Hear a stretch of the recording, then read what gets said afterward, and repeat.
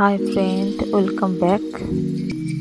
তো দেখো, আজকের ব্লগটা সকাল থেকেই শুরু করে দিয়েছি। সকালে ঘুম থেকে উঠে বাসি কাজ থেকে শুরু করলাম। রান্নাঘরে উঠে আগে এঁটো কাটা বাসনগুলো ধুয়ে নিলাম, তারপরে চলে গেছি বাইরে উঠান ঝাড় দিতে।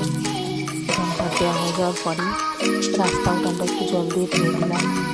ঘরের সঙ্গে সঙ্গে বাইরেও একটু পরিষ্কার রাখতে হবে। তো দেখো, বাসি কাজ সেরে স্নান টান করে চাটাও কমপ্লিট করে আটা মেখে রুটি করলাম।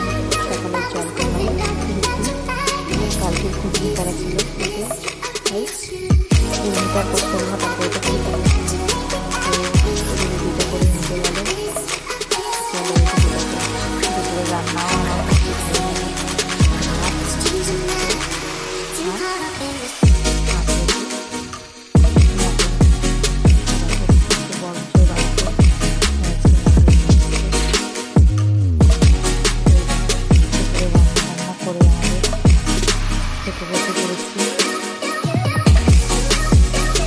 রান্নাটাও যেমন স্পেশাল রান্না হয়েছে, মটন।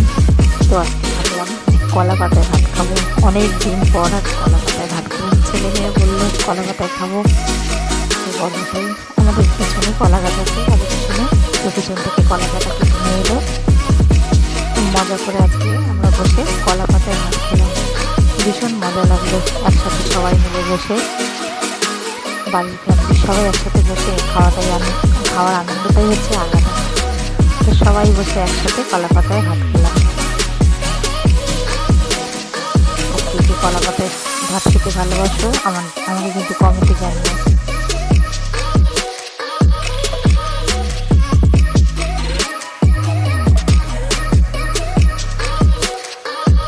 চলো বন্ধুরা, খাওয়া দাওয়া কমপ্লিট করে নিই। তো ভিডিওটা এখানেই শেষ করছি। দেখা হচ্ছে আবার পরের ভিডিওতে।